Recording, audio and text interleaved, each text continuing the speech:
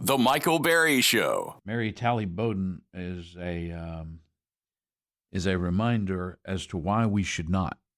We still don't have all the information. We still have not revealed all the misinformation. We still have not cast blame. And, of course, most importantly, we still have not punished those who deserve to be punished. Mary Talley Bowden has a new book out. Oh, I did not realize. Did you see the name of the book? How Michael Berry Changed My Life. Wow. That is really nice, Mary Talley. Welcome to the program.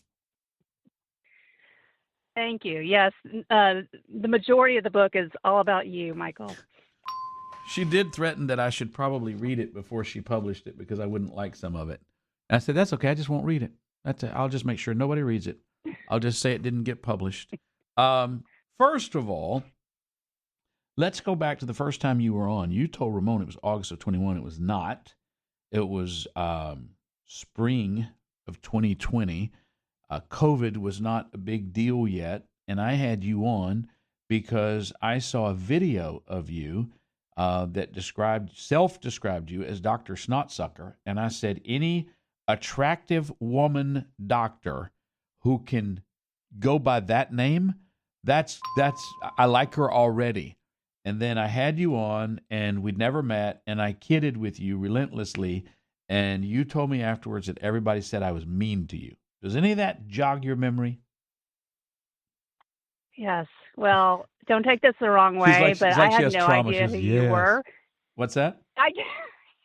Well, I mean, I honestly had no idea who you were. I don't think I'd ever listened to an AM. No, I'm just saying. No. But it just speaks to the fact that I was not political at all. Like, I had never turned on an AM radio talk show in my life. And I did not realize what I was getting myself into when I talked to you. But I'm very grateful. So let's just set the record straight. It was quite traumatic, that interview, because it went on for 3 hours, and I had actually never done an interview like that. I'd never done a live interview. And I was not political, so I didn't know what I was getting myself into. But I am very grateful, Michael. And we had dinner that night, and my wife explained to you, oh, no, he's jocular with people he really likes. That just means he really likes you. And it's, oh, okay, if that's what that means. All right. Let's talk about your journey. So you went from being a very successful doctor with your own, what was it? Otolaryngology? You remember what is it called? Otolaryngology. Yes. And I told you that was a dumb word, and you didn't appreciate that. And I said, just be an ENT, and you didn't appreciate that because nobody ever appreciates me. And you went from being a person with a successful practice in a great location, a beautiful, beautiful space, beautiful, beautiful kids, everything going for you at the corner of Kirby and Richmond to, in relatively short order, COVID begins to accelerate, and you did what has to still seem crazy to you. You did what we thought doctors were supposed to do. You passionately, zealously tried to heal people and treat them. Tell a little bit about that story, because that gets us to why you wrote the book and all the horrible things that happened to you and are still happening. Yeah, so, I mean, I had a very quiet practice, ear, nose, and throat. And, we're used to treating respiratory infections. That's part and parcel of our specialty. And so when patients started coming in, we didn't know what we were dealing with necessarily, but I just kind of used common sense, and I didn't have the heart to turn people away, and I wasn't scared of getting sick. So I just let people in. And at first, I was pretty mainstream. I mean, I used monoclonal antibodies, and those worked great, and they weren't controversial. But then the government took away distribution of monoclonal antibodies, so it became harder and harder to get. And so that's when I turned to Ivermectin, and I was very diligent about making sure it was safe before using it because of all the controversy. And what I found is I was still able to keep people out of the hospital using Ivermectin. At the same time, I was seeing that these COVID shots were not working. And at the time, I had a collegial relationship with Houston Methodist. I had privileges there, but only as a backstop as ear, nose, and throat. I do outpatient surgery, never used the hospital, and I was actually collaborating with them on research. But when I saw that these shots weren't working, and as Methodist was the first hospital in the country to mandate the shots, and that was 5 months before Biden. So they paved the way for the rest of the country. It was a big deal. So I started seeing that these shots weren't working because I was testing people, and I saw that the people coming in who were vaccinated were just as sick, if not sicker. I reached out to them. I said, hey, what's going on? They gaslit me. They said, oh, it just lowers the severity. Well, I started speaking out on social media, and that was my fatal mistake. And they came after me very publicly, very harshly. They suspended my privileges. And I found out about it from the media. I found out about it from a reporter at the Houston Chronicle. So it just upended my life very quickly. I had people from CNN, Washington Post. I had people screaming at me from Australia and calling me all sorts of names. And I just decided to fight back. And I'm grateful to you because you were the first to give me a voice and help me in that fight. As Methodists began to attack you, as your credibility was attacked, as people who never met you, were never your patient, knew nothing about your body of work, began to say and do horrible things related to you, what sustained you through that period?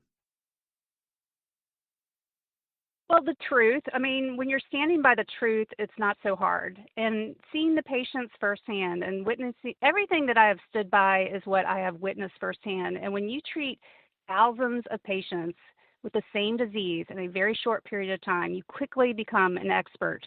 That's how you learn as a doctor. You know based on how people respond to the treatment plan. And so I was very confident in what I was doing. I was seeing results. I was keeping people out of the hospital, and I was telling the truth. And when you have the truth, it's very easy to keep fighting. Yeah, you say that now. That was pretty nasty what they put you through. But we're going to talk about what we have learned from all of this. The book is Dangerous Misinformation: The Virus, the Treatment, and the Lies. Mary Talley Bowden, Dr. Mary Talley Bowden, our guest coming up. The Michael Berry Show. Dr. Mary Talley Bowden is our guest. Her book, Dangerous Misinformation: The Virus, the Treatment, and the Lies. Looking back now with the body of knowledge you have, there are probably 5 people in the country who've treated the most COVID patients, and you would be one of those 5. You've been on Tucker Carlson, Joe Rogan, and most everywhere else talking about what happened and what happened to you. Let's start with what happened. You talked about monoclonal antibodies, which you were unable to get, which was an effective treatment. You talked about Ivermectin. Going back and knowing what we know now, you are king for a day, and you get to announce this is what we're going to do to treat COVID. What would you do? Well, certainly not introduce a gene-modifying experimental shot that doesn't work, and mandate the country all get it and give it to small babies. Monoclonal antibodies are an option. Ivermectin worked very well, and a lot of times you'd have to use it in combination with other medications for more severe cases. Breathing treatments, that was a big one. I mean, the hospitals would not even allow patients to get breathing treatments. I talked to somebody yesterday who was in the hospital, and he would sneak into his bathroom while he was in the hospital and give himself breathing treatments and tell the nurses he was taking a shower. I mean, how absurd is that? But yeah, and basically just giving the people in the front lines, the people actually treating COVID patients, more say in the matter. I mean, they were dictating standard of care over Zoom calls, government officials who had no firsthand experience actually treating these patients.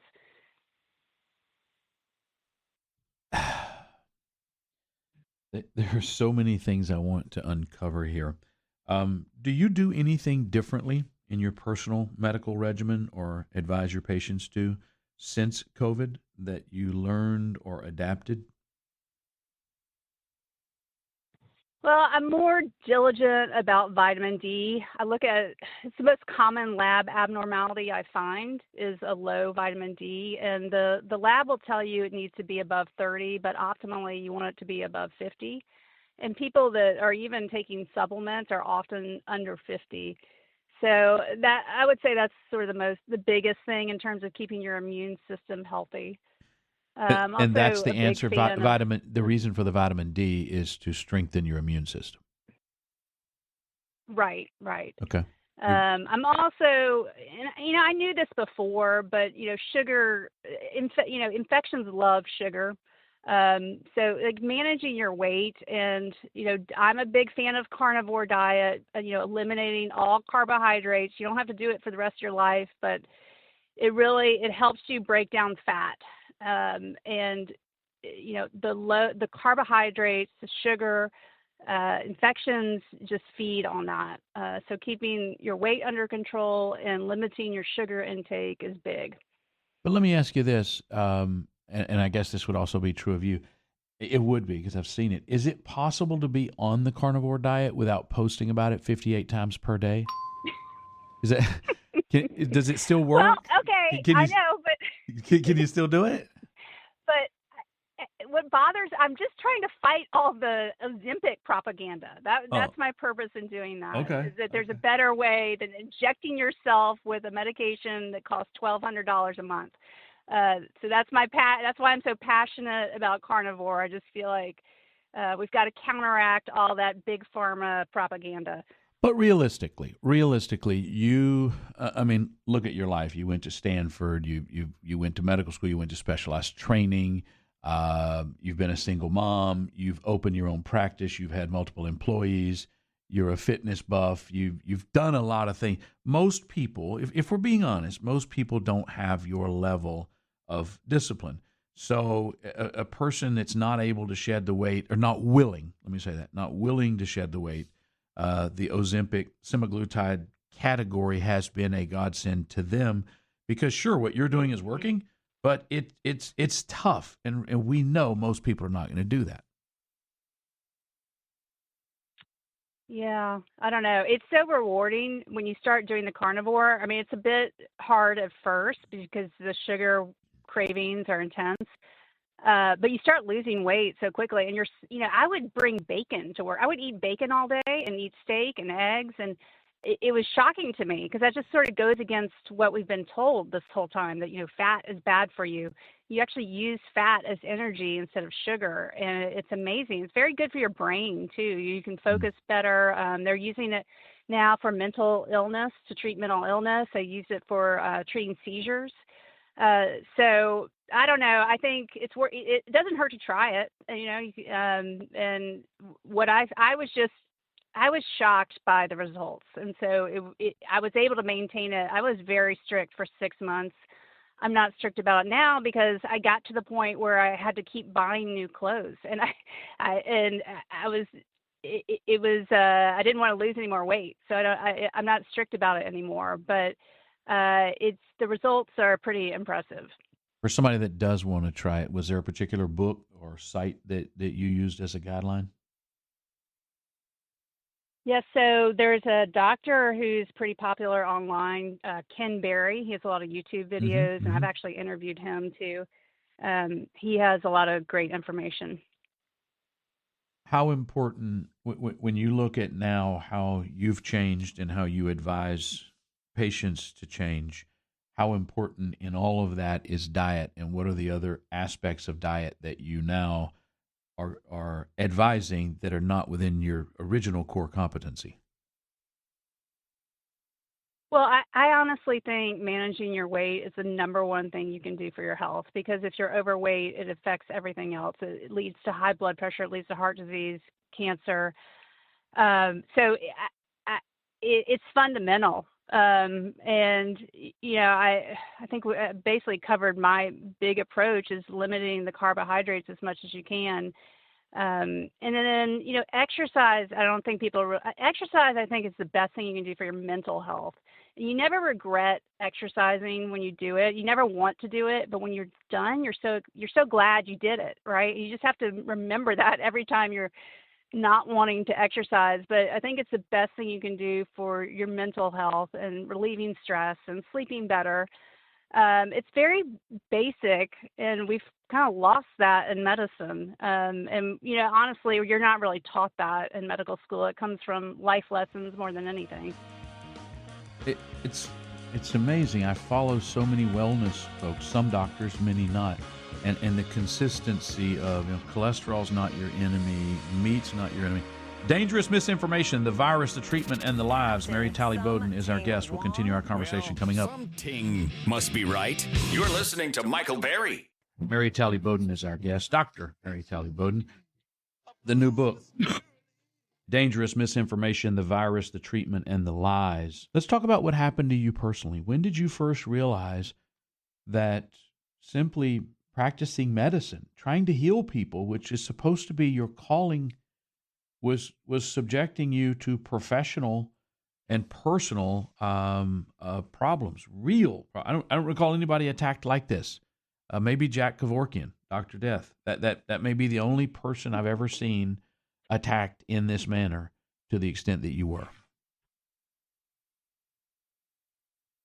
Well, I wasn't the only one out there getting attacked. Believe me. I'm actually getting ready. The Federation of State Medical Boards is this national entity that basically sent out a proclamation to all the state medical boards to go after doctors who were, saying the things that I was saying. And initially, I was fairly conservative in what I said compared to what I say now. I said vaccine mandates are wrong and ivermectin works, and that's I said that online, and that's what really got me in trouble.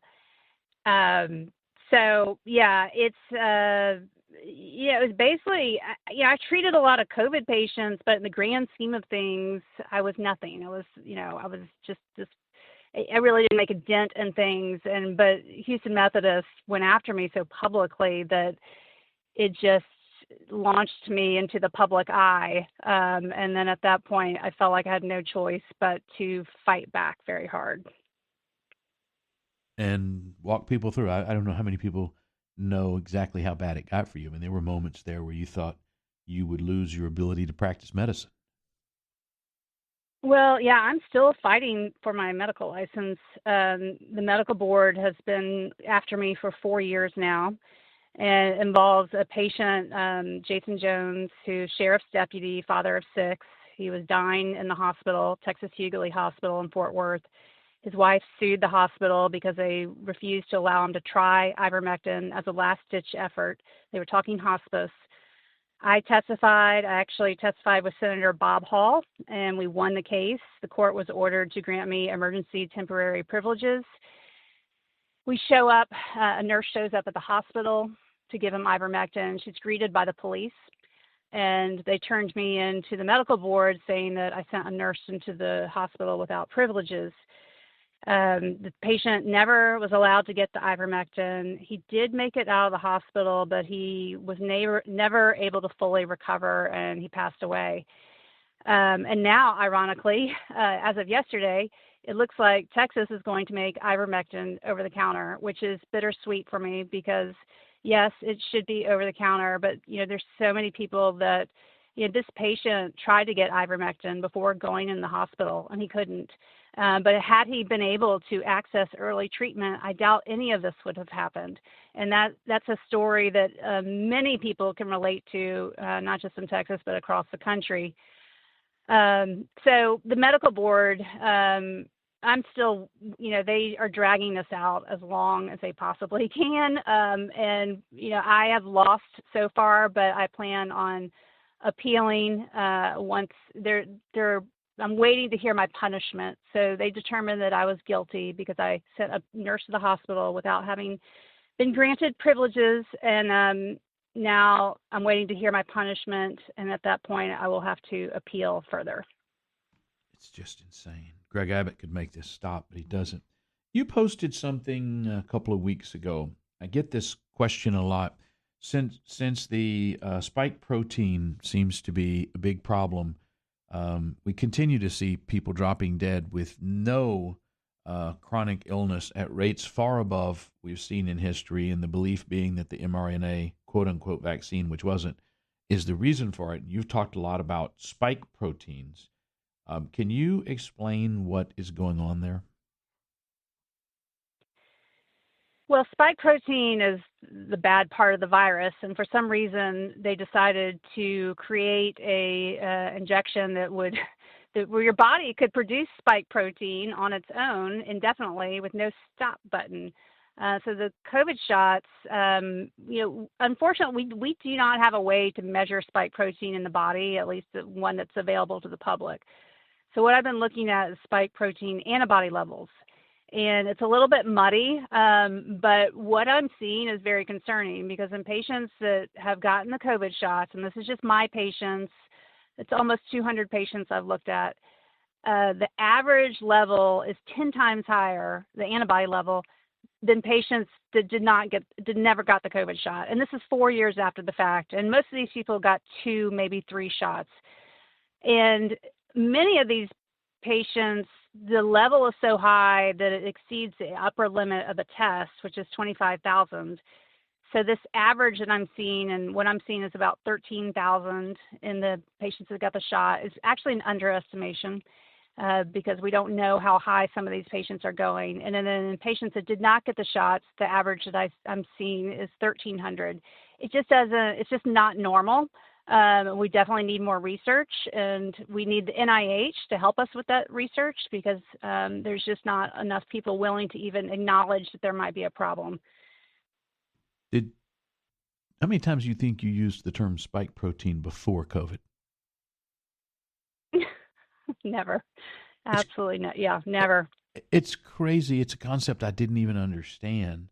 My brother had to take the shot to continue being a police officer. He did not want to take the shot, and he dies shortly thereafter.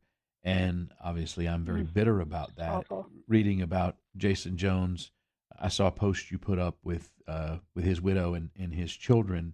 Obviously, as you said, they wouldn't give Deputy Jones ivermectin, and he died. And now ivermectin's going to be over the counter in the state of Texas. It's just it's very, very frustrating watching our people die seemingly willfully, not by neglect, but by will, because people refused to allow the treatments that were being proven to work. And that makes me angry and bitter on a level that is not healthy.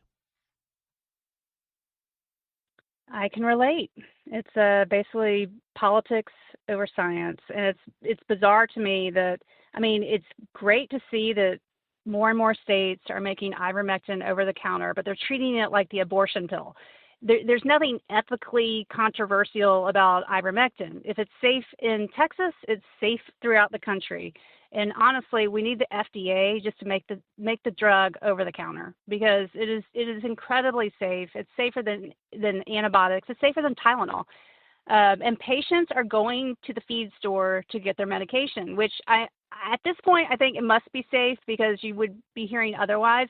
But this is America. We should not have to go to the feed store to get our medications. So I really hope that the FDA will put science over politics and just make it over the counter. The fact that they don't is a wake-up call to every American. I mean, a lot of dirty things were revealed out of all of this. Dangerous misinformation, the virus, the treatment, and the lies. Mary Talley Bowden is our guest. Damn it. All right.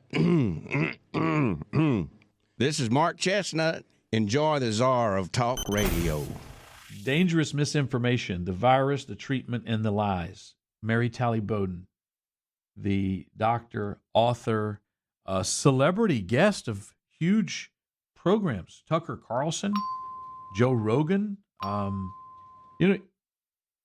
us something about those appearances, because I can't tell you how many people they think we're like big buddies. They send messages. Oh my God, your girl Mary Talley Bowden is on Tucker Carlson, and she's doing great. I don't know if they thought you were going to flop or what.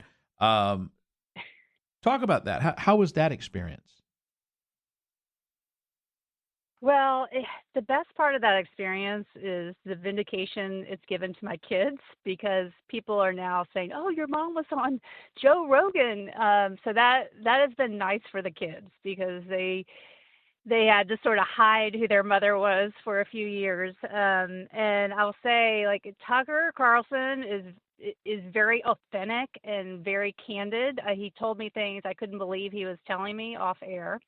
And Joe Rogan was also great. It's interesting. Joe Rogan, you would have no idea where his studio is. It's in this like nondescript sort of warehouse looking thing in Austin.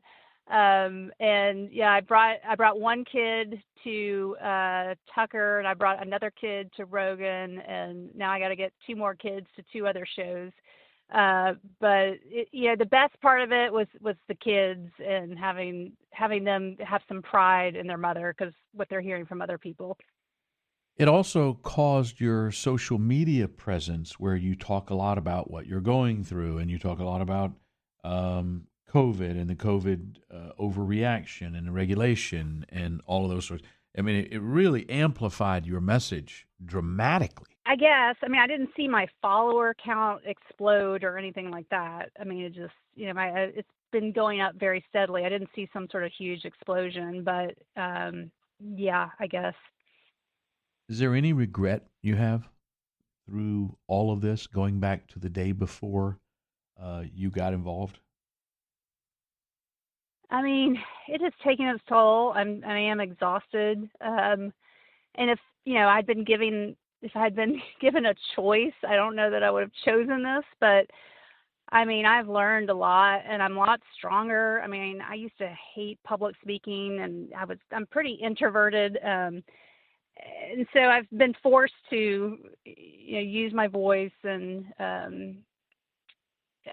I feel like I can help people by speaking out. And so, it hasn't been great, but I wouldn't change it at this point. I think we all have purpose in life, and some of us find it and some don't. And sometimes that purpose changes with each season in life. But I think you met your moment, and I think maybe you never expected to be in the situations where you ended up, and yet you rose to the occasion in a way you probably never could have guessed you would summon that level of strength. And that has to be a pretty cool experience to look back on that. Yeah, I mean, things came together in a way that made it impossible not to fight back. So it seems sort of fortuitous, more than me actually choosing a path. It just kind of happened.